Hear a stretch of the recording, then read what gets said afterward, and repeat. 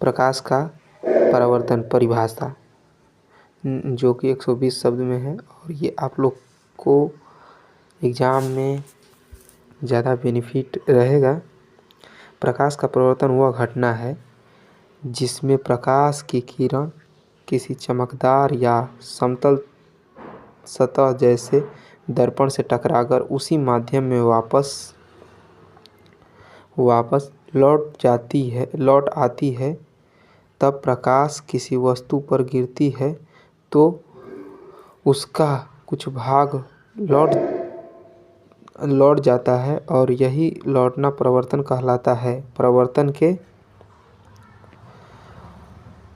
के कारण ही हम दर्पण में अपना प्रतिबिंब देख पाते हैं और प्रकाश परावर्तन के दो मुख्य नियम हैं। पहला आपतित किरण, परावर्तित किरण तथा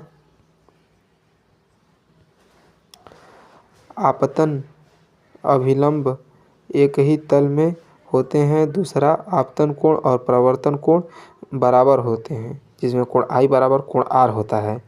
इसके बाद हम लोग देखेंगे इतना अगर आप लिख देते हैं और डिफाइन कर देते हैं तो आपको 2 नंबर मिल जाएंगे, जिसमें ये कोण I बराबर कोण R, आपतन कोण, परावर्तित कोण। इसके बाद हम लोग देखेंगे परावर्तन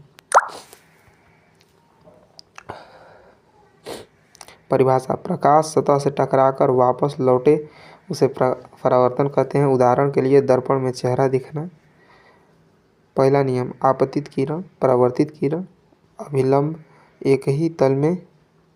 और दूसरा नियम है कि आपतन कोण, परावर्तन कोण, कोण I बराबर कोण R जो बताए थे पिछले ही। और परीक्षा में छोटा उत्तर दर्पण से टकराकर प्रकाश का वापस लौटना परावर्तन है। ये आप अगर परीक्षा में अगर कुछ नहीं आ रहा है और इधर उधर के भाषा अगर लिख दिए हैं और इसका भी प्रयोग कर देंगे तो आपको कुछ नंबर ज़रूर मिल जाएंगे। और प्रकाश का अपवर्तन परिभाषा। प्रकाश का अपवर्तन वह घटना है जिसमें प्रकाश की किरण एक माध्यम से दूसरे माध्यम में प्रवेश करते समय अपने मार्ग से